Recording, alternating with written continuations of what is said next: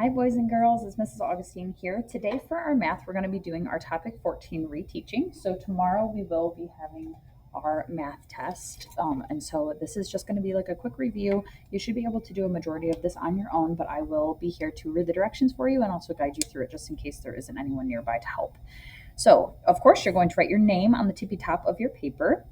And then we're going to go through the examples. So for number 1, you are going to be drawing a circle around the taller flower and mark an X on the shorter flower.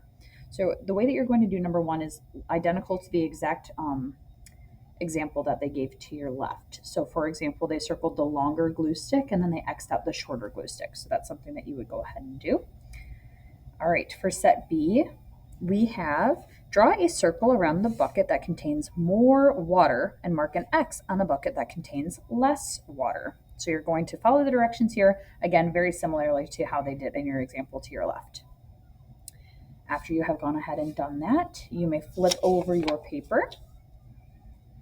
Okay, number 3, look at the object on the left and identify the attributes that can be measured. So basically things that you can tell me about this. So if I wanted to see what color my bread is, I could use my color wheel to help me. If I wanted to see how long my piece of bread is, I could use my measuring cubes, my Unifix cubes. If I wanted to see how much my bread weighed, I could use my scale. And now I have a measuring cup here.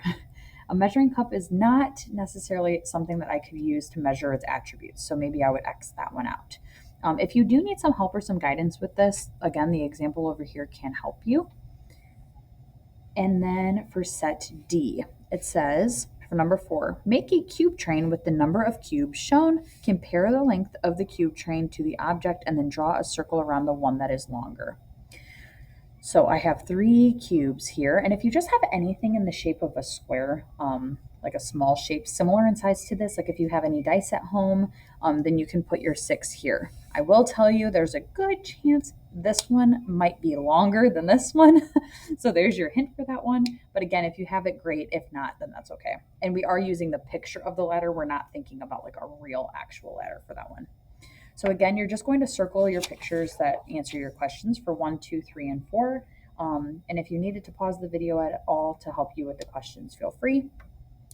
This needs to be sent back for your completion grade, but also if you would take a picture of the front and back and submit it in your math submission, then that will be counted. So that is all. We hope you have a great rest of your e-learning, and we will see you tomorrow.